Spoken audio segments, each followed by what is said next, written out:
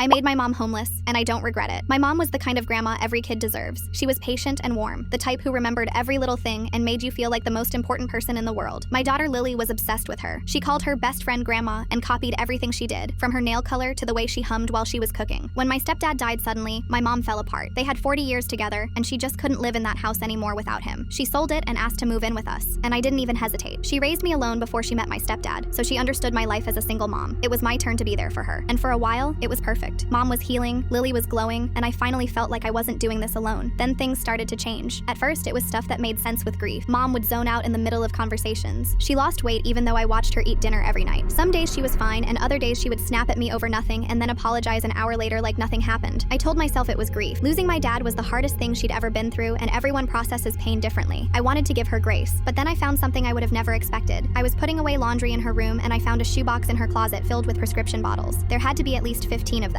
all from different doctors. Painkillers, anxiety meds, sleeping pills. Way more than any one doctor would ever prescribe to a single person. That night, I sat her down and I was gentle about it. I told her I wasn't mad and I just wanted to help her. I offered to pay for rehab, whatever program she wanted. I told her we would get through this together. She absolutely lost it. She started screaming at me, calling me ungrateful and selfish. She said I had no idea what it was like to lose my soulmate and that I had no right to judge her. It was like talking to a stranger. The next morning, I hired a babysitter. Before, my mom would watch over Lily while I was at work. I wasn't going to let her watch Lily alone anymore, not until she got help. When my mom asked why, I told her the truth. I said I loved her, but I couldn't trust her around my daughter until she was clean. A few days later, she came to me crying and apologizing. She said she knew she had a problem and she promised she was going to get better. She begged me not to give up on her. I wanted to believe her so badly. This was still my mom, the strong woman who raised me, the woman my daughter adored. So I gave her another chance, but I set boundaries. I moved her stuff down to the basement guest room to create some distance, and I kept the babysitter. Then last week, I found a spoon and a lighter hidden in her nightstand drawer. My heart sank because I knew what that meant. It wasn't just pills anymore. She had moved on to something worse, and she had been hiding it from me this whole time. I confronted her that night, and I didn't hold back. I told her she had one choice. She was going to rehab tomorrow morning, or she was out of my house. No more chances, no more excuses. She broke down sobbing and agreed to everything. She said she would go, and she was sorry, and she just needed one more night to say goodbye to the house. She hugged me and told me she loved me. I went to bed that night thinking we had finally turned a corner. I thought the nightmare was almost over, but then I woke up around 2 in the morning and something felt wrong. I can't explain it, but my whole body was telling me to get up. I went to check on Lily. Her bed was empty. I told myself she probably went to get water or use the bathroom, but when I checked, she wasn't there either. I started calling her name and nobody answered. Then I noticed the basement door was open. I ran down the stairs and what I saw made my whole body go cold. My mom was sitting on the bed with Lily on her lap. Lily's eyes were half closed like she could barely stay awake, and my mom was holding her arm out straight with a needle inches away from her skin. I screamed and grabbed Lily out of her arms. I asked her what the hell she was doing. My mom looked up at me with empty eyes and said, "If I have to suffer, so does she." I said, "Rehab or you're done." She told me I was overreacting, so I kicked her out.